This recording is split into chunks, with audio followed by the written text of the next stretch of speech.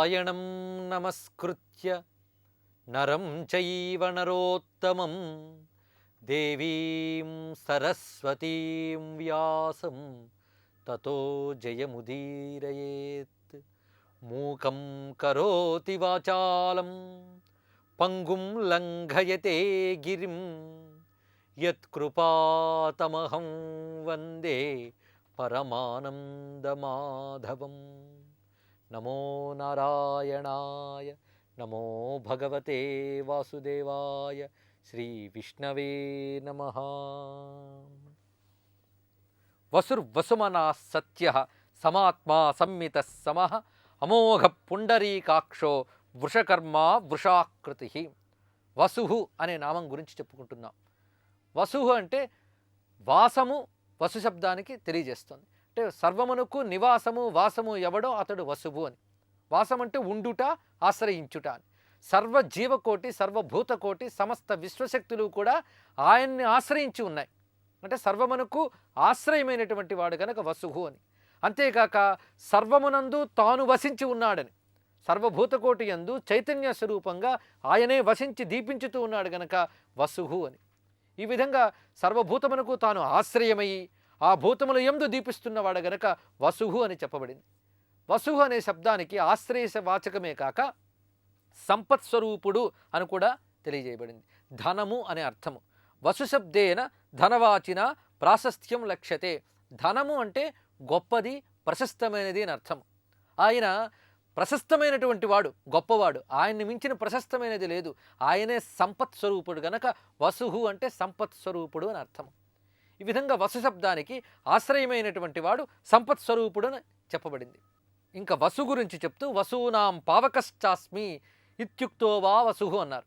వసువులలో పావకుణ్ణి నేను అని విభూతి యోగంలో చెప్పారు. అంటే అష్ట వసువులను ఉన్నారు, అందులో పావకుడు అంటే అగ్ని అని. ఆ అగ్నిని నేను అని చెప్పాడు. అంటే మొత్తం వసువులుగా ఉన్నవి నారాయణ యొక్క తేజములే. అందులో ఉద్దీపించి దీపిస్తూ ఉన్నటువంటి వాడు ఎవరు అంటే అగ్ని అని. అసలు వసువులంటే ఏమిటి, అష్టవసువులంటే ఏమిటి తెలిస్తే అష్టవసు స్వరూపంగా దీపించేవాడు అని ఈ వసునామానికి అర్థం. 8 మంది వసువులు. అవేమిటి అంటే ఈ సమస్త విశ్వ నిర్మాణానికి అవసరమైనటువంటి వస్తువులవి. అగ్ని, భూమి, వాయువు, అంతరిక్షము, సూర్యుడు, ద్యులోకము, చంద్రుడు, నక్షత్రాలు. ఇవి అష్టవసువులంటే. అంటే వసు, రుద్ర, ఆదిత్య స్వరూపాలతోనే భగవంతుడి విశ్వమంతా నిండి ఉన్నాడని మనం ఇంతకుముందు చెప్పుకున్నాం. ఈ వసు అనగానే 8 విధములైన వసువులు ఉన్నారు. అలాగే ఆదిత్యులు 12 మంది, రుద్రులు 11 మంది. 8 విధమైన వసువులు ఏమిటంటే అగ్ని, తర్వాత భూమి, వాయువు, అంతరిక్షము. అంతరిక్షం అంటే ఈ సూర్యుడు మొదలైనవన్నీ కూడా ఎందులో ఉన్నాయి, అది అంతరిక్షము. ఆ తర్వాత ద్యులోకము అంటే ఊర్ధ్వలోకములు, చంద్రుడు, నక్షత్రాదులు. ఇవన్నీ కలుపుకుని అష్టవసువులు. ఇవి సంపదలు అంటే నిజమైన సంపదలు ఇవి. ఈ సంపదలతోనే విశ్వమంతా నడుస్తుంది. అంతేగాని మనం అనుకునేటువంటి ఇవి ముద్రించినటువంటి ఈ నోట్లు ఇవి సంపదలని కాదు. నిజమైన సంపద ఏమిటి అంటే ఈ ప్రకృతి శక్తులే నిజమైన సంపద. అందుకే ధనమగ్నిర్ధనం వాయుర్ధనం సూర్యోధనం వసుహు అని తెలియజేశారు.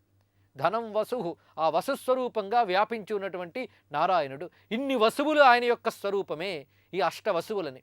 ఈ అష్టవసువులు 8 సంపదలివి. ఈ సంపదలకు అధిష్టాన దేవతల్ని వసుదేవతలు అంటారు. ఈ వసుదేవతలు ధరుడు, అహుడు, ప్రత్యూషుడు, ధ్రువుడు, అనిలుడు, ప్రభాసుడు, సోముడు, అనలుడు అని. వీళ్ళు 8 మంది వసుదేవతలు. వీరిని అష్టవసువులు అంటారు. అంటే ముందు చెప్పినటువంటివి 8 సంపదలు, విశ్వసంపదలు. విశ్వసంపదలకి అధిష్టాన దేవతలు అవుతున్నారు వసుదేవతలు. ఇవన్నీ కూడా నారాయణ యొక్క స్వరూపములే అని. ఇలాగా 8 విధములైన వసుస్వరూపంతో ఉన్నటువంటి గొప్ప సంపద నారాయణుడు. ఇన్ని సంపదలు ఇచ్చిన ఆ నారాయణనే సంపద అని పట్టుకుంటే మనం ఎంత సంపన్నులం అవుతాం. ఈ సంపద పట్టుకోవాలి. నారాయణుడే ధనము, నారాయణుడే సంపద. అందుకే ప్రహ్లాదుడు అంటాడు, నలినాక్షుడను నిధానము కంటినేనని ఉబ్బి గంతులు వేయిచునొక్క చోట. పద్మాక్షుడైన నారాయణుడనే నిధి నాకు దొరికింది, ఈ సంపద నాకు దొరికింది అని ఉబ్బి గంతులు వేస్తాడట. భక్తుడు ఈ సంపద దొరికినప్పుడు ఆనందిస్తాడు. మనం కూడా లోకంలో ఏదైనా మనం అనుకున్న గొప్ప సంపద దొరికితే వెంటనే చిందులు వేస్తాం. కానీ నిజమైన సంపద నారాయణుడు దొరికితే ఇంకెంత చిందులు వేస్తాడు. అలా చిందులు వేసేవాడు ప్రహ్లాదుడు. ఆనంద తన్మయత్వంతో నాట్యం చేసేవాడు. అందుకే అన్నమయ్య అంటాడు, ఇదివో నా సంపద ఆస్తియు పాస్తి నీవే, ఇతరంబులు నాకు పని లేదు, పదిలంబుగా నా బ్రతుకెల్లా నీవే పాలింపగదే నారాయణ అని. ఇదివో నా సంపద, ఆస్తియు పాస్తి నీవే, ఆస్తి పాస్తి సంపద అంతా నువ్వేనయ్యా, ఇతరాలు నాకు అక్కర్లేదని. ఆ మహాసంపద పొందాలి. ఆ మహాసంపత్ స్వరూపుడే నారాయణుడు. అందుకు వసుహు అన్నారు ఆయన్ని. ఆ తర్వాతి నామం వసుమనాహ. వసుహు అంటే ధనవాచకమైనది, ప్రశస్తమైనది అని చెప్పుకున్నాం. వసుమనాహ అంటే ప్రశస్తమైన మనస్సు కలవాడు. ప్రశస్తం మనో యస్య సహ వసుమనాహ అని. ప్రశస్తమైనటువంటి మనస్సు కలిగినటువంటి వాడు అంటే ఉన్నతమైన మనస్సు, ఆయన సంపన్మయమైనటువంటి మనస్సు. ఆయన మనస్సే గొప్ప సంపద. ఆ మనస్సు నుంచే కదా ఈ విశ్వమంతా కలిగింది. విశ్వం అనే మహాసంపదకి కారణమైనటువంటి మనస్సు అది. సంకల్ప ప్రభవ స్థానమే మనస్సు అంటే. సంకల్పాలకి కారణమైనటువంటిది మనస్సు. ఆ మనస్సు నుంచే సంకల్పాలు వస్తాయి. ఈ విశ్వమంతా భగవంతుని సంకల్పం నుంచి వచ్చింది. ఏకోహం బహుశ్యాం అనేటువంటి పరమేశ్వరుని సంకల్పం వల్ల విశ్వం కలిగింది. ఈ సంకల్పం పుట్టిన చోటు నారాయణ యొక్క మనస్సు. అంత సంకల్పమే ఇంత సంపదనిచ్చింది. అగ్ని, భూమి, సూర్యుడు, వాయువు, అంతరిక్షము, వీటిని పాలించే శక్తులు, ఈ సంపదలన్నీ ఎక్కడి నుంచి వచ్చాయి? ఆయన సంకల్పం నుంచి వచ్చింది. ఆ సంకల్పం ఎక్కడి నుంచి వచ్చింది? ఆయన మనస్సు నుంచి వచ్చింది. అంటే ఆయన మనస్సు సంపన్మయము అన్నమాట. స్వామి మనస్సు ఎప్పుడు సంపదతోనే కూడినటువంటిది. లౌకికమైన మానవుల యొక్క మనస్సులన్నీ దరిద్రాలతో కూడి ఉంటాయి, కానీ భగవంతుని మనస్సు మాత్రం సంపన్మయంగా ఉంటుంది. అంతేకాక ఏది నిజమైన సంపత్తు అంటే, ఎవరి మనస్సులో ఈ సంపద ఉంటుందో అదే. ఏ సంపద? రాగద్వేషాలు, మదమాత్సర్యాది వికారాలు లేకుండా ఉండడమే సంపద. ఆ సంపద ఏ మనస్సునందు ఉంటుందో అది వసుమనస్సు అని. నారాయణ యొక్క మనస్సు వసుమనస్సు. అక్కడ రాగద్వేషాదులు కానీ, మాత్సర్యాదులు కానీ ఇత్యాదులు ఏవి ఉండవు. అలాంటి వసువుని ఎవడు మనస్సులో పెట్టుకుంటాడో అతడు వసుమనస్సుడే. అంటే భక్తుడు కూడా వసుమనస్సుడే. భక్తుడికి భగవంతుడికి భేదం లేదు గనక భక్తుడు కూడా నారాయణ నామవాచ్యుడే. ఎందుకంటే నారాయణుడనే సంపద మనస్సులో ఉంటే ఇక రాగద్వేషాదులు, మదమాత్సర్యాలు, దరిద్రాలు ఉండవు కదా. సంపన్మయమైనటువంటి మనస్సు కలిగినటువంటి వాడు, సంపత్కరమైన సంకల్పము కలిగినటువంటి వాడు గనక వసుమనాహ అని నారాయణుడు అన్నారు. ఈ వసుమనస్సు కలిగినటువంటి స్వామే సత్యః. సత్యమే నారాయణ యొక్క స్వరూపము. అందుకే సత్యము అంటేనే నారాయణుని గురించి అన్నట్లే. సత్యము నారాయణ యొక్క పేరు. విష్ణు సహస్రనామముల్లో స్వామి నామము సత్యము అని. సత్యః సత్యుడైనటువంటి వాడు, సత్యస్వరూపుడైనటువంటి వాడు అని.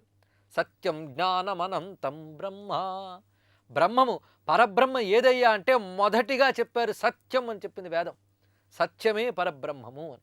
జ్ఞానమే పరబ్రహ్మము, అనంతమైనది పరబ్రహ్మము. ముందేం చెప్పారు? సత్యము పరబ్రహ్మము. సత్యము అంటే త్రికాలములలోనూ నశించకుండా ఏది ఉంటుందో అది సత్యము. అంటే శాశ్వతమైనటువంటిది అది సత్యము. ఆ సత్యస్వరూపంతో ఉన్నటువంటి వాడుని. ఈ సత్యానికి అనేకములైన అర్థములు ఉన్నాయి.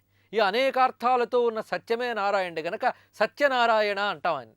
సత్యనారాయణ వ్రతం అని మనం చేస్తాం. సత్యనారాయణ వ్రతం అంటే ఏమిటి? సత్యస్వరూపుడైనటువంటి నారాయణుడని. అటువంటి నారాయణ్ణి ఆశ్రయిస్తే ఆయన సత్యస్వరూపుడు గనక ఆయన పట్ల ఉన్న భక్తి అది సత్యం అవుతుంది తప్ప అసత్యం కాదు. వెంటనే అది చక్కని ఫలితాన్ని ఇస్తుంది.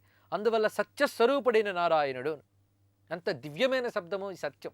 మామూలుగా ఉన్నదున్నట్టు మాట్లాడడం సత్యం అంటాం. అంటే అది వాగ్రూపమైన సత్యం. కానీ ఎల్లవేళలా ఉండే దాని గురించే మాట్లాడాలి. ఆ ఉన్నదే సత్యం అన్నమాట. సర్వకాల సర్వావస్థల యందు ఉండే పరతత్వమే సత్యము. ఆ పరతత్వమునే వరించడము సత్యనారాయణ వ్రతం అంటే. అదే కావాలి అని ఆశ్రయించడమే నిజమైన సత్యనారాయణ వ్రతం. ఆ సత్యస్వరూపుడు ఆయన.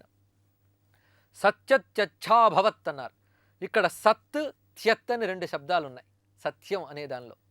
సత్ అంటే మూర్త స్వరూపము అని, త్యత్ అంటే అమూర్త స్వరూపం అని చెప్పారు. అంటే మూర్త రూపములతో ఉన్నటువంటి వాడు. మూర్తము అంటే ఒక ఆకృతి ధరించి ఉండడం. త్యత్ అంటే అమూర్తము అంటే ఏ ఆకారము లేనటువంటి వాడు. అంటే సాకారుడు నిరాకారుడు కూడా ఆయనే అని సత్యశబ్దం తెలియజేస్తుంది. అంటే నిరాకార రూపంతో ఉన్నటువంటి వాడే సాకార రూపుడయ్యాడు. సగుణ నిర్గుణ స్వరూపుడు అని సత్యశబ్దానికి అర్థం. మూర్తామూర్త రూపములతో దీపించువాడు గనక సత్య అని. అంటే ఈ రెండవ అర్థం ఇది. ముందు సత్య అంటే త్రికాలములలోనూ నశించినటువంటి వాడు అని చెప్తూ, ఇప్పుడు మూర్తామూర్త రూపములతో ఉన్నటువంటి వాడు అని.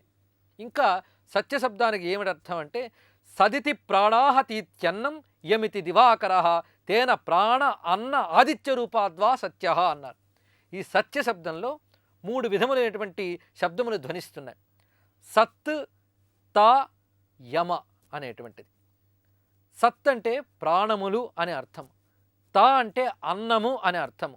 ఇక యం అనే శబ్దము ఆదిత్యుని తెలియజేస్తుంది. అంటే ప్రాణ అన్న ఆదిత్య స్వరూపుడైన వాడు అని సత్య శబ్దానికి. ప్రాణములు, ఆ ప్రాణములకు పోషకములైన అన్నములు, ఆ అన్నానికి కారణమైన ఆదిత్య శక్తులు అంటే సౌరశక్తులు, ఈ మూడు కలిసి సత్యము అంది. అంటే ప్రాణశక్తి, అన్నశక్తి, చైతన్య శక్తి ఏదైతే ఉందో ఆ మూడు కలిపి సత్య శబ్దం చేత తెలియజేయబడుతుంది. ఇది వేదవాక్యం. ఇది అందులోనే ప్రాణ అన్న ఆదిత్య రూపుడైన సత్యస్వరూపుడని చెప్పారు. సదితి ప్రాణాస్తీత్యన్నం యమిత్యసావాదిత్య, యమిత్యసావాదిత్య, యం అంటే అసావాదిత్య, ఈ ఆదిత్యుడే యం శబ్దవాచ్యుడు. సదితి ప్రాణా స్థీత్యన్నం యమిత్యసావాదిత్య, ఈ విధంగా ఉన్నటువంటి వాడు అంటే ప్రాణ అన్న ఆదిత్య స్వరూపుడైనటువంటి వాడు సత్య అని చెప్పబడ్డాడు. అంతేకాక సాధుత్వాత్ సత్య అన్నారు. సాధు లక్షణము కలిగినటువంటి వాడు అంటే సత్ అంటే ఉత్తమమైనది, సత్పురుషుడు అని కూడా అంటాం.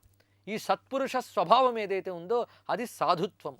ఈ సాధుత్వ స్వభావం కలిగినటువంటి వాడు గనక సత్య అని. అంటే సత్పురుషుడు, సత్యమైనటువంటి వాడు, మంచితనము మూర్తి కట్టిన వాడే సత్యమూర్తి. ఆ సత్యమూర్తి గనక సత్య అంటే సాధుత్వం ఏదైతే ఉందో అంటే కారుణ్యము, సౌజన్యము, సత్వగుణము ఇవన్నిటితో దీపించడమే సాధుత్వము. ఆ సాధుత్వము యొక్క భావమే సత్యము అని. ఇలా స్వామి సత్యస్వరూపుడై ఉన్నాడు. వివిధ అర్థబోధకంగా దీపిస్తున్నటువంటిది ఈ సత్య శబ్దము. ఇలాంటి సత్యమైన స్వామి సమాత్మా, సమమైన ఆత్మ కలిగినటువంటి వాడు. అంటే ఇక్కడ ఆత్మశబ్దం మనోవాచకం, ఆత్మకి మనస్సు అని కూడా అర్థం ఉన్నది.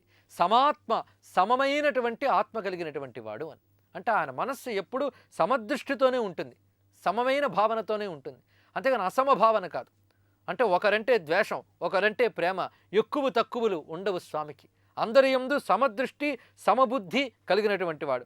సర్వభూతేషు సమ ఆత్మ అని వేదం చెప్పింది. సర్వభూతముల యందు సమమైనటువంటి ఆత్మస్వరూపుడు ఎవడో అతడు సమాత్మ అని. సర్వభూతములను ఒక్క విధంగానే చూస్తాడు స్వామి. వారి వారి కర్మఫలంగా వారు వారు ఫలాలని అనుభవిస్తారు తప్ప స్వామి మాత్రం సమబుద్ధితోనే ఉంటాడు. సూర్యభగవానుడు ప్రకాశిస్తూ ఉంటాడు. ప్రకాశిస్తున్నప్పుడు ఒక్కొక్కరు ఒక్కొక్క విధంగా ఆ శక్తిని పొందుతారు. ఆయన ప్రేరణతో ఒక్కొక్కరు ఒక్కొక్క విధంగా పనిచేస్తారు, కానీ ఆయన కిరణములు మాత్రం అంతటా ఒకే విధంగా ఉంటాయి. అందరినీ ఒకే విధంగా అనుగ్రహిస్తాడు స్వామి. ఆ అనుగ్రహాన్ని పొందేవారు మాత్రం వారి వారి కర్మలు బట్టి దాన్ని పొందుతారు, కానీ స్వామి అనుగ్రహం మాత్రం ఎప్పుడూ సమంగానే ఉంటుంది. అందుకే నాకు ద్వేష్యుడెవడు లేడయ్యా అన్నారు. నమే ద్వేష్యోస్తి కశ్చనాన్, నేను ద్వేషించేవాడు లేడు, నేను ప్రేమించేవాడు లేడు, అందరి పట్ల నా అనుగ్రహం సమానంగానే ఉంటుంది అని. ఎవరైతే స్వామి యందు ఆరాధన పెంచుకుంటారో వారు అనుగ్రహాన్ని పూర్తిగా పొందుతారు. అంటే తలుపులు మూసుకునేవాడు సూర్యకాంతి పొందలేడు, తలుపులు తెరిచేవాడు సూర్యకాంతిని పొందుతాడు. అంతేగాని సూర్యకాంతి మాత్రం అందరికీ సమంగానే లభిస్తుంది. ఆ విధంగా అందరినీ సమంగా చూసేటువంటి వాడే పరమాత్మ. అందుకు సమాత్మ అన్నారు. రాగద్వేషాదులేవీ లేనటువంటి ఆత్మ కలిగినటువంటి వాడు సమాత్మ అని. సౌందర్యలహరిలో ఆదిశంకరులు అంటారు, వనేవా హర్మ్యేవా సమకర నిపాతో హిమకరహ అని.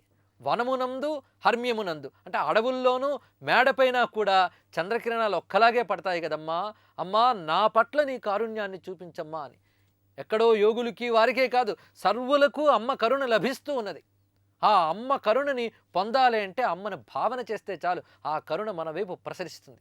వసురు వసుమనా సత్య సమాత్మా సంమిత సమహ. సంపద స్వరూపుడైనటువంటి వాడు, సంపన్మయమైన సంకల్పము కలిగిన మనస్సు కలిగినటువంటి వాడు, సత్యస్వరూపుడైనటువంటి వాడు, సమాత్మ సమమైనటువంటి ఆత్మ కలిగినటువంటి వాడు. అంటే రాగద్వేషాదులు లేకుండా అందరి ఎడల సమభావన కలిగినటువంటి ఆత్మ గలవాడు అని అప్పటి వరకు చెప్పుకున్నాం. సమస్త సంపదలు ఆయన యొక్క స్వరూపమే.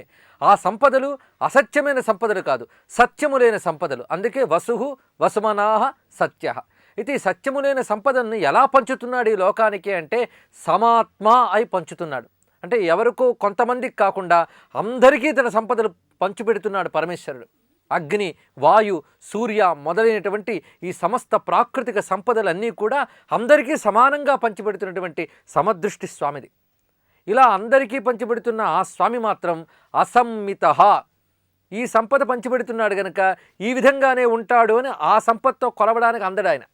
అసమ్మిత, సమాత్మ అసమ్మిత కలిపితే సమాత్మ సంమిత అన్నారు. అసమ్మితుడు. సమ్మితము అంటే ఒక దానిలో ఇమిడిపోయేది, అసమ్మిత అంటే దేనిలోని ఇమడనటువంటి వాడు అని. ఈ ప్రకృతిలో మనం చూస్తున్న ఒక్కొక్క పదార్థము, ఒక్కొక్క సంపద అదే మన కొలతకు అందదు. ఆ కొలతకు అందని దాన్ని తీసుకుని ఇంతే ఉంటాడు స్వామి అనడానికి వీల్లేదు, దానికి మించి ఉంటున్నాడు. తాను సంపద స్వరూపుడైనప్పటికీ కూడా ఆ సంపద కన్నా మించి ఉంటున్నాడు గనక అసమ్మిత అన్నారు. అంటే పరిచ్ఛిన్నము కానివాడు, దేశము చేత, కాలము చేత, వస్తువు చేత పరిచ్ఛిన్నము కానివాడు. ఇంతే ఉంటాడు, ఇప్పుడే ఉంటాడు, ఇలాగే ఉంటాడని చెప్పడానికి లేదు. అలాంటి వాడు అసమ్మితుడు అయినటువంటి వాడు. అంటే ఏ అర్థముల చేత, లౌకికమైన సంపదల చేత కొలవడానికి అందుబాటులోకి రానటువంటి వాడు, ఎవరికి లొంగని వాడు గనక అసమ్మిత అని. అయితే ఈ సమాత్మ సంమిత అనగానే సమాత్మ అసమ్మిత అని విడదీయడం కాకుండా సమాత్మ సంమిత అని కూడా విడదీసి అర్థం చెప్పారు. సంమిత అంటే లొంగేవాడు, కొలతకు అందేవాడు అని అర్థం వస్తుందన్నమాట. ఇది కూడా విష్ణుపరంగా అన్వయించవచ్చు. దేనికి లొంగుతాడయ్యా ఆయన అంటే, దేనికి సమ్మితుడవుతాడు అంటే భక్తులకు సమ్మితుడవుతాడు.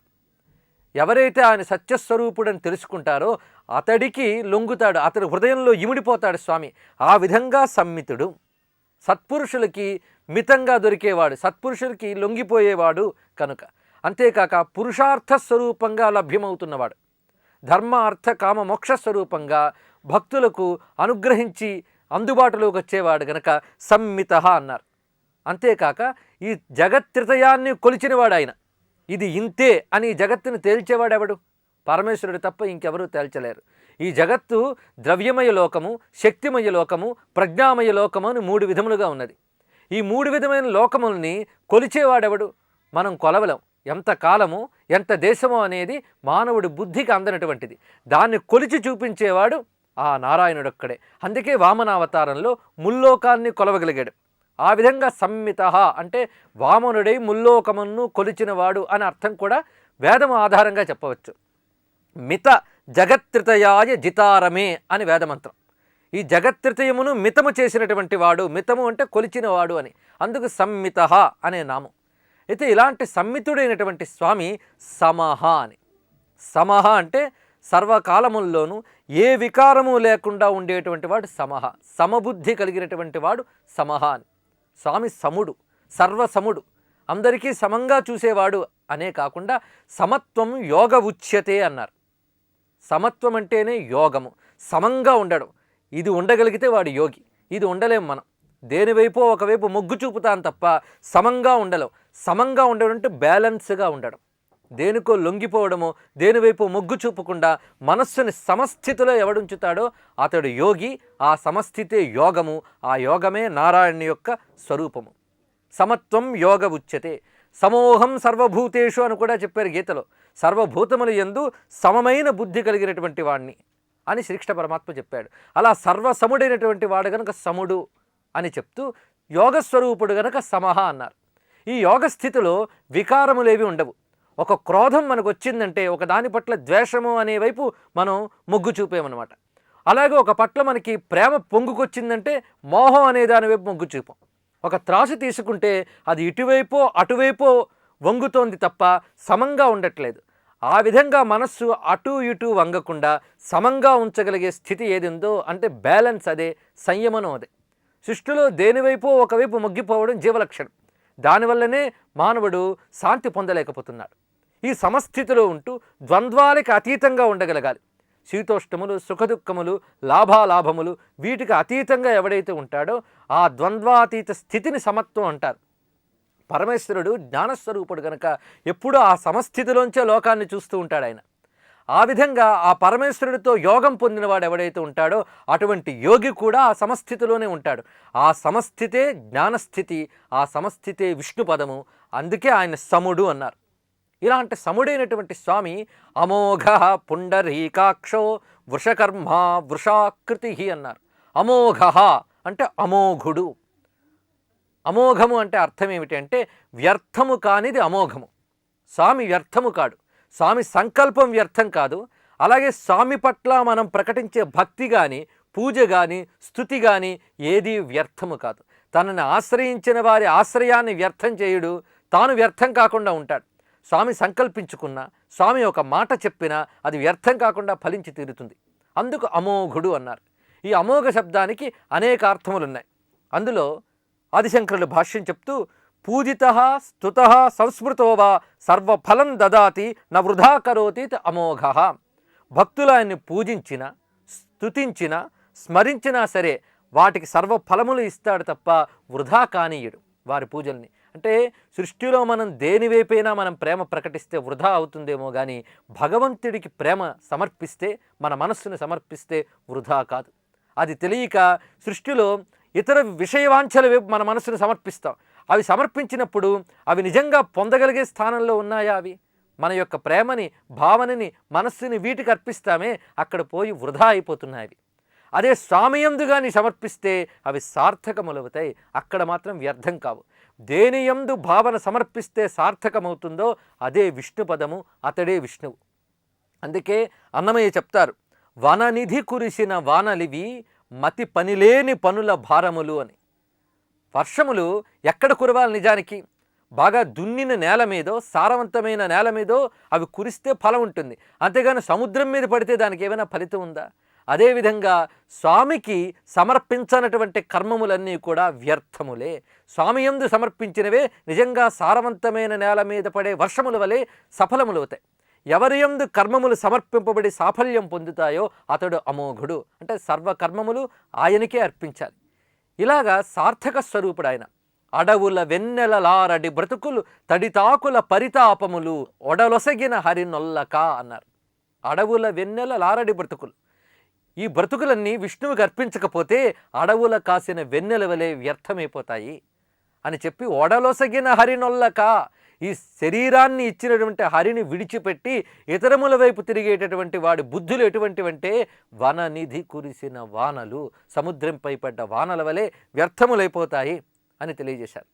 అలాగే పరమేశ్వరుడు ఏ సంకల్పం చేసినా అది వ్యర్థము కాకుండా ఫలిస్తుంది గనక ఆయన అమోఘ సంకల్ప అన్నారు. సత్యకామ సత్య సంకల్ప అని వేదం పరమేశ్వరుడు గురించి తెలియజేసింది.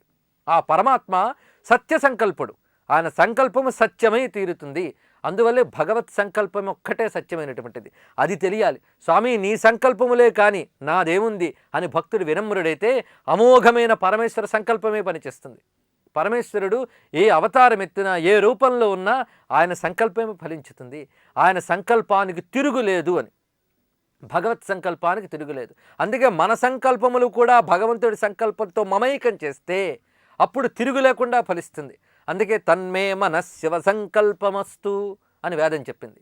ఆ శివ సంకల్పం ఏదైతే అమోఘ సంకల్పం ఉందే అదే నా మనస్సులో ప్రభవించుగాక అని. అంటే భగవత్ సంకల్పములు మన మనస్సులో ఉత్పన్నమైతే అప్పుడు జరిగే కార్యములు సఫలములు అవుతాయి. అంటే ఏం చేయాలి? మన సంకల్పములు మనస్సు స్వామి చరణాల మీద అర్పించాలి. తులసీదాస్ చెప్తూ రామచరితమానసులో అంటారు, రామకింఘ చాహి సయుహోయి కరై అన్యదా అసనహి కోయి అని. శ్రీరాముడు ఏది చేయదలుచుకున్నాడో అదే జరుగుతుంది, కానీ దానికి భిన్నంగా చేయగలిగిన వాడెవడు లేడు అని. సృష్టిలో జరిగేది ఎప్పుడు భగవత్ సంకల్పం మాత్రమే జరుగుతుంది. అది తెలియక తానే అన్నీ చేయగలుగుతున్నాడని, తన సంకల్పాలే జరుగుతున్నాయనుకుని పరమేశ్వరుడిచ్చిన శక్తితో పనిచేస్తూ తాను శక్తిమంతుడు అనుకుని భ్రమలో పడుతుంటాడు జీవుడు. ఎవడైతే నిజమైన జ్ఞానవంతుడో అతడికే తెలుస్తుంది ఈ సృష్టి అంతా భగవంతుని యొక్క అమోఘ సంకల్పం చేతనే జరుగుతోందని. అందుకే హోయి హిసోయి జో రామ రచి రాఖ కోకరి తక్క బడావై శాఖ అంటాడు తులసీదాసు రామచరిత మానసంలో. రాముడు ఏది రచించాడో అదే జరుగుతుందయ్యా, దాన్ని తర్కించి ఎవరు పెంచలేరు, తగ్గించలేరు. సర్వం ఆ రామ సంకల్పం, నారాయణ సంకల్పంలో జరుగుతుంది. ఆ సంకల్పాన్ని మార్చగలిగే శక్తి, తీర్చగలిగే శక్తి ఎవ్వరికీ లేదు. అందువల్ల ఆయన సంకల్పం అమోఘము. ఆయన్ని ఎవరు ఆశ్రయిస్తున్నారో ఆయనకి అర్పించిన కర్మలు అమోఘంగా ఫలిస్తాయి గనక ఆయన అమోఘ అన్నారు. సత్య సంకల్పాదులు కలిగినటువంటి స్వామి అని. అందువల్ల ఇప్పుడు చేయవలసింది ఏమిటి? ఆయన్ని ఎవడు ఆశ్రయిస్తున్నాడో వాడు నశించిపోడు, నమ్మి చెడినవారు లేరు అన్నారు రామదాసు. ఈ విషయాన్ని చెప్తూ అన్నమయ్య ఏ పురాణముల ఎంత వెదికినా శ్రీహరిదాసులు చెడరన్నడును అన్నారు. ఆయనకి అర్పించినటువంటి మనోబుద్ధులు సార్థకములై ఫలిస్తాయి. అలాంటి అమోఘుడైన స్వామి పుండరీకాక్ష, పుండరీకాక్షుడు ఆయన. పుండరీకము అంటే తెల్లని తామర అని, పుండరీకాక్షుడు అంటే తెల్లని తామర వంటి కన్నులు గలవాడు, తేట కన్నుల దేవుడు అంటాడు అన్నమయ్య వెంకటేశ్వర స్వామిని వర్ణిస్తూ. తేటదనము, స్వచ్ఛత, జ్ఞానము ఎక్కడుంటుందో అది అటువంటి కన్నులు గలవాడని. మనస్సు యొక్క భావమంతా కన్నుల్లో కనబడుతుంది. స్వామి మనస్సు స్వచ్ఛమైనది, పరమ శుద్ధసత్వంతో శోభిస్తున్నటువంటిది, జ్ఞానమయమైనటువంటిది. ఆ జ్ఞానము, ఆ స్వచ్ఛదనము, ఆ కారుణ్యము ఆయన కన్నుల్లోంచి ప్రసరిస్తోంది గనుక పుండరీకాక్షుడు తేట కన్నుల దేవుడు. అలాంటి ఆ స్వామి, ఈ పుండరీకాక్ష శబ్దానికి మరొక అర్థం కూడా ఉన్నది. యత్ పుండరీకం పురమధ్య సంస్థం అని వేదం చెప్తోంది. పుండరీక పురమ మధ్యంలో ఉన్నవాడు గనక పుండరీకాక్షుడు అని. అంటే పుండరీకమునందు ఉపలక్షితుడవుతున్నవాడు పుండరీకాక్షుడు. ఏదైతే పుండరీకమో ఆ పుండరీకంలో ప్రకాశిస్తాడట ఆయన. ఏది పుండరీకం అంటే పుండరీక పురం ఒకటి ఉన్నది, ఆ పురం మధ్యలో ఉంటాడట. పుండరీక పురము అంటే హృదయము అని అర్థం. హృదయ పద్మము. హృదయ పద్మం ఎలా ఉండాలి? పుండరీకం వలె ఉండాలి. తెల్లగా, తెల్లని తామర వలె ప్రకాశిస్తూ ఉండాలన్నమాట. తామర ఏ విధంగా మృదువుగా, సుకుమారంగా వికసించి ఉంటుందో, తెల్లదనంతో మళ్ళీ అంటే సత్వగుణంతో, స్వచ్ఛతతోని, జ్ఞానంతో వికసించి ఉన్నటువంటి ఏ హృదయ పద్మం ఉందో ఆ హృదయ పద్మంలో భాషిస్తాడు పరమేశ్వరుడు. అటువంటి హృదయ పద్మ మధ్యంలో ప్రకాశిస్తాడు గనక ఆయన పుండరీకాక్షుడు అన్నారు. అంటే అది కేవలం నేత్రాలను వర్ణించడమే కాక మన హృదయ పద్మంలో ఉన్నటువంటి వాడు అని. అమోఘుడైన స్వామికి సమస్తములైన కర్మలు అర్పించాలంటే ఆయన ఎక్కడున్నాడయ్యా అంటే అతి దగ్గరగా నీ హృదయ పద్మంలోనే ఉన్నాడు అని. ఆ హృదయ పద్మమే, ఆ పుండరీకమే నిజానికి వైకుంఠము. అదే ఆ స్వామి యొక్క నివాసము. పుండరీకం పరంధామ నిత్యమక్షరమవ్యయం అని. ఎలాగైతే ఒక తామర అనేక రేకులతో ఉంటూ ఆ మధ్యలో ఉన్నటువంటి బంధంతో అదంతా ఉంది, లేకపోతే ఏ రేకుకు ఆ రేకు జారిపోయేదే. ఇన్ని రేకులు కలిసి ఎందువల్ల ఆధారపడి ఉన్నాయి? ఆ మధ్యలో ఉన్నటువంటి నాభి వల్ల ఆధారపడి ఉన్నాయి. ఆ విధంగా ఆ నారాయణ శక్తిని ఆశ్రయించి సమస్త జ్ఞానములు ఉన్నవన్నమాట. ఆ విధంగా సమస్త జ్ఞానములనేటువంటి కాంతులతో ప్రకాశిస్తున్నటువంటి పుండరీకపుర మధ్యంలో స్వామి ఉన్నాడు. తదిదం పరం పుండరీకం విజ్ఞానఘనం అన్నారు. అదే పరమమైనటువంటి విజ్ఞానఘనమైనటువంటి నారాయణుని నివాసం. నారాయణుని నివాసం హృదయస్థానమే. ఆ హృదయమే పుండరీకముగా చెప్పబడుతూ ఆ పుండరీక మధ్యంలో దీపిస్తున్న నారాయణుడే పుండరీకాక్షుడు. పుండరీకాక్షాయ నమః. అమోఘ పుండరీకాక్షో వృషకర్మ వృషాకృతి. పుండరీకాక్ష శబ్దానికి అర్థం చెప్పుకుందాం. తెల్లని తేట కన్నులు కలిగినటువంటి వాడని, జ్ఞానమయమైన శుద్ధ సత్వమయమైనటువంటి కాంతిమయమైన నేత్రాలతో శోభిస్తున్న ఆ స్వామి పుండరీకాక్ష అంటే పుండరీకము వలె, తెల్లని పద్మం వలె వికసించిన హృదయ పద్మంలో నివసిస్తున్నవాడని. పుండరీకము అంటే కాంతిమయమైన స్థానమని, అంటే వైకుంఠాది దివ్యలోకముల్లో భాషించే స్వామి అని. అలా భాషించే స్వామి ఎటువంటి కర్మలు చేస్తాడో తర్వాత తెలియజేస్తున్నారు. వృషకర్మ. స్వామి యొక్క కర్మ ఎప్పుడూ వృషకర్మ. వృష అంటే ధర్మము, ధర్మోహి వృష అని. వృషకర్మ అంటే ధర్మలక్షణమైన కర్మని ఆచరించేవాడు కనుక వృషకర్మ అని. ఏమి చేసినా, ఏ కర్మ చేసినా ధర్మోద్ధరణ కోసం చేస్తున్నాడు. ధర్మ సంస్థాపనార్థాయ సంభవామి యుగే యుగే. ధర్మ సంస్థాపన కోసం అవతరిస్తాడు. ప్రతి కర్మ ధర్మం కోసమే చేస్తాడు. జన్మ కర్మ చ మే దివ్యం అన్నాడు. దివ్యమైనవయ్యా నా జన్మ కర్మ అని. ఆయన అవతరించినప్పుడు చేసే ప్రతి కర్మ కూడా, ప్రతి చేష్ట కూడా ధర్మోద్ధరణ కోసం ఉంటుంది, ధర్మమయంగా ఉంటుంది. అంతేకాక ఆ కర్మలన్నీ కూడా వర్షణశీలములే. వర్షం దేనికి వస్తుంది? ఫలింపజేయడానికి వస్తుంది. ఆ విధంగా ఆయన కర్మలు వర్షిస్తాయి. ఆ వర్షం వల్ల భక్తుల మనస్సులు తడిసి ఆనందించి మోక్షపు పంటలు, జ్ఞానపు పంటలు పండించుకుంటాయి. ఆ విధంగా ధర్మమయమైనటువంటి కర్మాచరణ కలిగినటువంటి వాడు గనక వృషకర్మ అని. ఆయన ప్రతి కర్మ ధర్మార్థమే చేస్తాడు, ధర్మమయంగా చేస్తాడు. అటువంటి స్వామి వృషాకృతి. చేసే పని ధర్మమే కాక ఆయన ఆకృతి కూడా ధర్మమేట. వృషాకృతి అంటే ధర్మమే ఆకృతిగా కలవాడు అని. అంటే ఆయన శరీరమే ధర్మంగా ఉంటుందిట. శరీరం ధర్మంగా ఉంటుంది అంటే అర్థం ఆయన శరీరము ధర్మము కోసమే ధరిస్తున్నాడు అని. ఎందుకు అవతరిస్తున్నాడయ్యా? ధర్మ సంస్థాపనార్థాయ, ధర్మస్థాపన కోసం అవతరిస్తున్నాడు గనక, ధర్మము కోసమై ఆకృతి ధరించేవాడు గనక వృషాకృతి, ధర్మాకృతి అని. భగవంతుడు ఎప్పుడు అవతరించినా ధర్మోద్ధరణ కోసమే అవతరిస్తున్నాడు, అంటే ఆకారం ధరిస్తున్నాడు. నిరాకారుడైన స్వామి ఎందుకు సాకారుడవుతున్నాడు అంటే ధర్మోద్ధరణ కోసం. ఒక రాముడిగా అవతరించిన, ఒక కృష్ణుడిగా అవతరించిన, ఎందుకు అవతరించాడు? ధర్మము కోసమై అవతరించాడు. అందుకు ధర్మము కోసమై ఆకృతి ధరించిన వాడు అని. అంతేకాక ధర్మమే ఆకృతిగా కలవాడు అని. అంటే భగవంతుడిని ఆశ్రయించాలంటే దేన్ని ఆశ్రయించాలి? ధర్మాన్ని ఆశ్రయిస్తే చాలు, ఆయన ఆకారాన్ని పట్టుకున్నట్టే మనం. ధర్మంలోనే ఆయన ఉంటాడు. ధర్మమే ఆయన యొక్క ఆకారము. అంటే ధర్మాచరణ పరాయణులకి భగవంతుడి దగ్గరవాడు అని. అంతేకాక ధర్మము చాలా డిసిప్లిన్గా ఉంటుంది, ఒక లక్షణంతో శోభతో కూడి ఉంటుంది. ఆ విధంగా స్వామివారి యొక్క శరీరము కూడా అంత ధర్మమయంగా అంత డిసిప్లిన్డ్గా ఉంటుంది. అంటే ఏ అవయవం ఎక్కడ ఉండాలి, ఎంత ఉండాలి, ఈ సర్వ సాముద్రిక లక్షణాలతో దీపిస్తూ పరమ సౌందర్యాకృతితో జగన్మోహన ఆకృతితో దీపిస్తూ ఉంటుంది స్వామివారి యొక్క ఆకృతి. ధర్మమే విగ్రహమైతే భగవంతుడు అని ఇదే భావాన్ని రామాయణంలో మారీచుడు రావణుడికి చెప్తాడు. అప్పటికే మారీచుడు 2 దెబ్బలు తినేశాడు రాముడి చేతిలో. తిని ఎక్కడో ఆశ్రమం కట్టుకుని ఉంటూ ఉన్నాడు. అలాంటి మారీచుడి దగ్గరికి వెళ్ళాడు రావణుడు. వెళ్ళి నువ్వు మాయాలేడు రూపంతో వెళ్ళు, రాముడిని అక్కడి నుంచి తప్పించి నేను సీతను ఎత్తుకుపోతానని చెప్పాడు. అప్పుడు వద్దయ్యా, ధర్మం మీద మాత్రం ఎప్పుడు దాడి చేయకు, నువ్వే దెబ్బతింటావు అన్నాడు. అయితే ధర్మమా అంటే రాముడే ధర్మమయ్యా అంటూ మారీచుడు అంటాడు, రామో విగ్రహవాన్ ధర్మ అని. ధర్మమంతా ఒక విగ్రహం ధరిస్తే అది రాముడు అని. అంటే రాముడు ధర్మము యొక్క ఆకారము అని. ఆయన ప్రతి చేష్ట, ప్రతి కదలిక, ప్రతి కర్మ అంతా ధర్మమే. అందువల్ల ఆయనే ధర్మమే ఒక రూపుదిద్దితే అది రామచంద్రమూర్తి అని. మన లోకంలో కూడా ఎవడైనా కోపంగా కనబడితే కోపం ఆకారం ధరించినట్టున్నాడంట, అంటే అణువణువు కోపం కనబడుతోందని. ఈయన ధర్మమే ఆకారం ధరించినట్టున్నాడు. ప్రతి అణువులోనూ ధర్మమే రామచంద్రమూర్తి. అందువల్ల ధర్మాకృతి గనక వృషాకృతి అన్నారు. వృషకర్మ వృషాకృతి, ధర్మమే చేస్తాడు, ఆ చేసిన ధర్మమే ఆయనలో కనిపిస్తుంది. అందువల్ల వృషాకృతి. ఇటువంటి స్వామి తర్వాతి నామంలో రుద్రః అని చెప్పబడ్డాడు. రుద్రో బహుశిరా బభ్రుర్ విశ్వయోని శుచిస్రవాహ అమృత శాశ్వత స్థాణు వరారోహో మహాతపాహ. రుద్రః, ఆ పరమేశ్వరుడైన నారాయణుడే రుద్రుడు. రుద్రుడు అంటే రోదనము కలిగించువాడు రుద్రుడు. అంటే సంహారకాలే ప్రజాన్ సంహరన్ రోదయతీతి రుద్రః, రుదం రాతి దదాతీతి వా రుద్రః అని 2 రకములుగా చెప్పారు. అంటే సంహార కాలంలో సమస్త జగత్తుని ఏడిపిస్తాడు గనక ఆయన్ని రుద్రుడు అన్నారు. రోదనము హేతువుగా ఉండడం వల్ల రుద్రుడు అని. రుదం అంటే దుఃఖమును, రాతి దదాతి ఇది రుద్రః కలిగిస్తాడు గనక. అంటే జీవుడు చేసిన పాపఫలం కానీ పుణ్యఫలం కానీ భగవంతుడి చేతుల మీదుగానే వస్తాయి. వాడి పాపఫలంగా కష్టం కలిగించినప్పుడు ఏడుస్తాడు.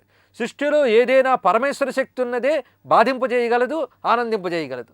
బాధింపజేసే పరమేశ్వర శక్తి ఏదైతే ఉంటుందో అది ఆయన శక్తే కనుక రుద్రః అన్నారు. ఆ శక్తిని రుద్రశక్తి అన్నారు.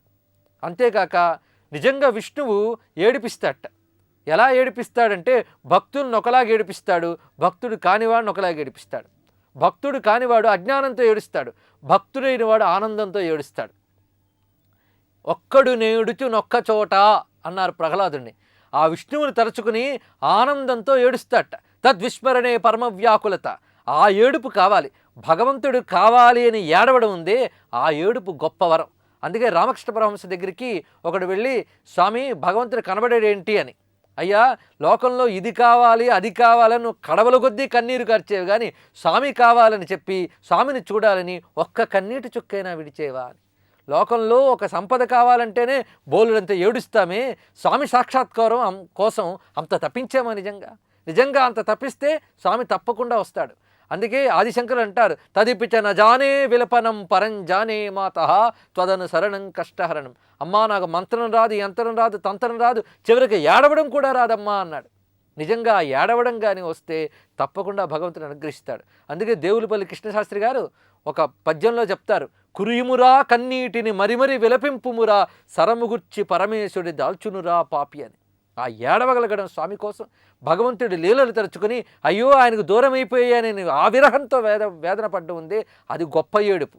ఆ స్వామి తత్వం తెలిస్తే, స్వామి గుణములు తెలిస్తే భక్తుడు ఆ విధంగా ఏడుస్తాడు. ఆ విధంగా భక్తుని ఏడిపించేవాడు కూడా ఆయనే. ఏ విధంగానైనా ఏడిపించే స్వభావం అనమాట. ఆనందంతో కూడిన దుఃఖం కూడా స్వామి ప్రసాదిస్తున్నాడు. ఈ విధంగా రోదనమునకు హేతువయ్యేవాడు గనక రుద్రుడు అన్నారు. కంఠావరోధ రోమాంచాశ్రుభి పరస్పరం లపమానాహ పావయంతి కులాని పృథివీంచ అన్నారు నారదుడు భక్తి సూత్రాల్లో. భక్తుడైనటువంటి వాడు పరమేశ్వరుని యొక్క కథల్ని తలుచుకుంటూ, ఆయన లీలల్ని తలుచుకుంటూ కంఠావరోధ రోమాంచాశ్రుభి బొంగురు పోతుంది గొంతు, ఒళ్ళంతా పులకాంకుర ప్రకరాలతో నిండిపోయి అశ్రుభి ఆ బాష్పాలతో మనస్సు కరిగిపోతుంది. మనస్సు కరిగిపోతేనే కంట నీరుగా వస్తుంది. అది దుఃఖంతో కానీ ఆనందంతో కానీ మనసు కరిగిపోవాలి. కరిగిపోయే లక్షణం మనస్సుకుంటే అది కన్నీరుగా వస్తుంది. అలా కన్నీరు కార్చడమే రోదనము అంటే. ఆ విధంగా రోధింపజేస్తాడు గనక రుద్రుడు ఆయన. భగవంతుని తలుచుకోగానే కళ్ళు చెమర్చాలి. అటువంటి మనస్సౌకుమార్యమే పూర్వజన్మ పుణ్య ఫలం ఉంటే గానీ రాదు. దీనికి సంబంధించి ఒక కథ ఉంది. ఒక మహానుభావుడు కృష్ణ కథ చెప్తూ ఉన్నట్ట.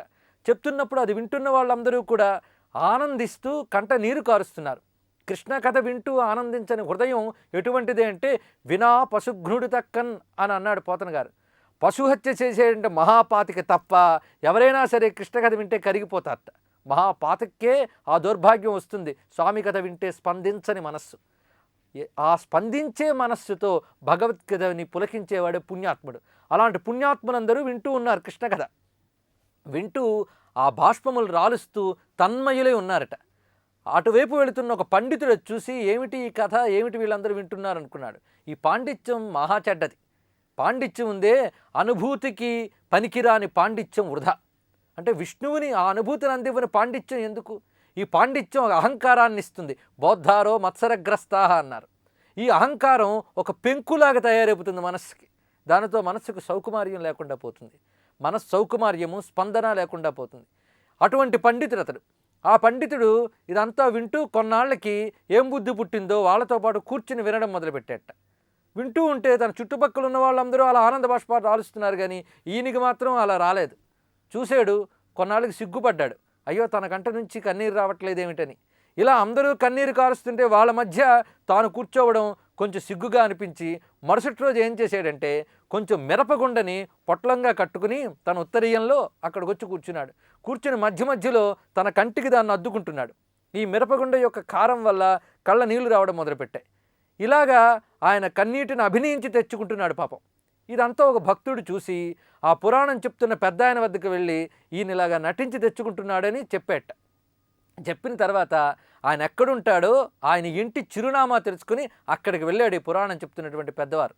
వెళ్ళి వెంటనే ఆ పండితుడి కాళ్ళ మీద పడి నమస్కారం పెట్టేట. ఎందుకయ్యా నాకు నమస్కారం పెడుతున్నావంటే, స్వామి భగవత్ కథ విని చమరించని కన్నుని శిక్షించాలి అని నీ ద్వారా తెలుసుకున్నాను స్వామి అనగానే, అప్పుడు ఆ పండితుడి హృదయం కరిగిపోయి వలవల ఏడ్చేట. అంటే ఆ విధంగా స్వామి కథ విని తన్మయుడై, స్వామి నీతో నాకు సాంగత్యాన్ని ఇయ్యవయ్యా అని తద్విస్మరణే పరమవ్యాకులత. స్వామిని విస్మరించితే చాలు ఈ ఏడవాలి. అందుకే విపద్విస్మరణం విష్ణు. ఏదయ్యా నిజమైన విపత్తు అంటే స్వామిని విస్మరించడమే. అలా విస్మరించిన క్షణాలు ఏవైనా ఉంటే అప్పుడు ఏడవాలట. అది నారదుడి భక్తి సూత్రాల్లో తద్విస్మరణే పరమవ్యాకులత అని. ఆ విధంగా స్వామి కథను తలుచుకుని, స్వామి విరహాన్ని తలుచుకుని వేదన పడేటువంటి భాగ్యం కూడా స్వామి అనుగ్రహం లేకపోతే రాదు గనక, ఆ విధంగా కూడా రోధింపజేసేవాడు గనక రుద్రుడు అనే శబ్దం ఆ విధంగా కూడా సరిపోతుంది.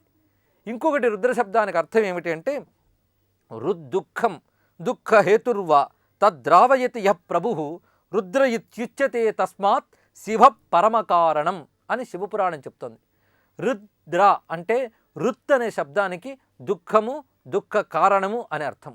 దుఃఖాన్ని, దుఃఖ కారణాన్ని కూడా ద్రావయతి నశింపజేస్తాడు కనుక రుద్రుడు అని. మొదటి అర్థంలో ఏడిపింపజేసేవాడు, దుఃఖాన్ని ఇచ్చేవాడని చెప్పాం. రెండవ అర్థంలో దుఃఖాన్ని పోగొట్టేవాడని చెప్పాం. అంటే ఒకే శబ్దానికి రెండు అర్థాల అంటే ఒకే స్వామి రెండూ చేస్తున్నాడు గనక అని. పాపాత్ముడికి పాపఫలంగా దుఃఖింపజేసిన, పుణ్యాత్ముడికి ఆనందాన్ని ప్రసాదించిన ఆయనే గనక ఆయనకున్న పేరుకే రెండు అర్థాలున్నాయి. రుద్ర అంటే దుఃఖములను, దుఃఖ కారణములను కూడా నశింపజేసేటటువంటి ఆనంద స్వరూపుడు అని అర్థం. ఉట్టి దుఃఖం పోగొడితే చాలదు, దుఃఖ కారణాన్ని కూడా పోగొట్టాలి. లోకంలో ఎవరైనా దుఃఖానికి ఉపశమనం ఇవ్వగలరు, కానీ దుఃఖ కారణాన్ని మాత్రం ఎవరు నాశనం చేయలేరు. అలా దుఃఖ కారణాన్ని కూడా నాశనం చేయగలిగేవాడు ఒక్క రుద్రుడు, పరమేశ్వరుడు, నారాయణుడు ఒక్కడే. అందువల్ల రుద్ర శబ్దం ఆయనకి సరిపోతుంది. ఈ విధంగా రుద్రుడైనటువంటి వాడు అనగా రుద్రహ అన్నారు. ఈ రుద్రుడు అనగానే 11 విధములుగా వ్యాపించినటువంటి రుద్రులు ఉన్నారు. అంటే మన శరీరంలోనే దశవాయువులు ఉన్నాయి. ఈ దశవాయువులు అంటే ప్రాణచైతన్యం ప్రసరించేటువంటి స్థానములు. ఆ దశవాయువులు పంచ ప్రధాన వాయువులు, పంచ ఉపవాయువులు అని చెప్పుకున్నాం. ఈ పంచ ప్రధాన వాయువులు ప్రాణ, అపాన, వ్యాన, ఉదాన సమానములని. పంచ ఉపవాయువులు నాగ, కూర్మ, కృకర, దేవదత్త, ధనంజయ అనేటువంటిది. ఈ దశవిధములైన వాయువులు దేనివల్ల వస్తున్నాయి? లోపల ఉన్న ప్రధాన చైతన్యమైన ఆత్మ వల్ల కలుగుతున్నాయి. అంటే ప్రాణశక్తి అంతా ఆత్మ నుంచి వస్తున్నది. అందుకే ప్రాణధ ప్రాణ అన్నారు ఆయన. ఈ ప్రాణశక్తులు దశ వాయువులుగా ఉన్నప్పుడు ఈ దశవాయువులు దశరుద్రులైతే ఏకాదశ రుద్రుడు ఆత్మస్వరూపుడైనటువంటి నారాయణుడు అవుతున్నాడు. ఈ విధంగా ఏకాదశ రుద్రులుగా ప్రతివారి శరీరంలో వ్యాపించినటువంటి వాడు. అలాగే బాహ్య జగత్తులో కూడా కాంతిగా వాయువులుగా విశ్వమంతా నిండిపోయినటువంటి సహస్రసో ఏ రుద్ర అది భూమ్యాం అని, ఇవన్నీ సౌరశక్తి విశేషాలు, అగ్నిశక్తి విశేషాలు. ఈ విధంగా పరమేశ్వరుని ఏ శక్తులైతే ఉన్నాయో ఆ శక్తులన్నీ రుద్రులు అని, ఈ రుద్రస్వరూపుడైనటువంటి వాడు గనక నారాయణ్ణి రుద్రాహ అన్నారు. రుద్రాయ నమః. నమో నారాయణాయ. నమో భగవతే వాసుదేవాయ. శ్రీ విష్ణవే నమః. సర్వం శ్రీకృష్ణార్పణమస్తు.